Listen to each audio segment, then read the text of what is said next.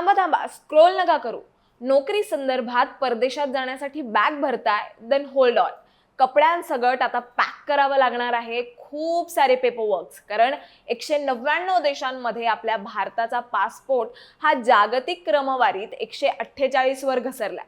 हो, nomad capitalist passport index 2025 मध्ये आपल्या भारताचा पासपोर्ट हा 148व्या स्थानावर आहे. त्यामुळे याचा थेट परिणाम परदेशात नोकरी मिळवण्यापासून ते शिक्षण किंवा फिरण्यासाठी जाण्यावर होऊ शकतो. ते कसं सांगते. तर पासपोर्टची क्रमवारी ठरवताना visa free travel, taxation, global image, दुहेरी नागरिकत्व म्हणजेच डुअल सिटिझनशिप आणि वैयक्तिक स्वातंत्र्याचा विचार केला जातो. आणि भारताला यात 47.5 गुण मिळाले असून आपण कोमोरोस या देशासोबत आता 148व्या स्थानावर आहोत.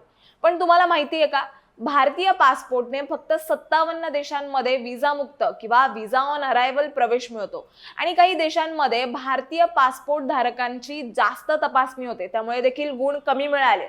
आणि भारतात डुअल सिटिझनशिपला परवानगी नाहीये आणि कर प्रणालीमुळेही कमी गुण मिळाले. परिणामी पासपोर्टची क्रमवारी कमी असल्याने परदेशात व्हिसा मिळवणं कठीण होतं आणि म्हणूनच परदेशात नोकरी, शिक्षण किंवा फिरण्यासाठी अडचणी येऊ शकतात. याबाबत तुम्हाला काय वाटतं हे आम्हाला कॉमेंटमध्ये कळवा आणि असेच व्हिडिओ बघण्यासाठी चॅनलला फॉलो, सबस्क्राईब करायला विसरू नका.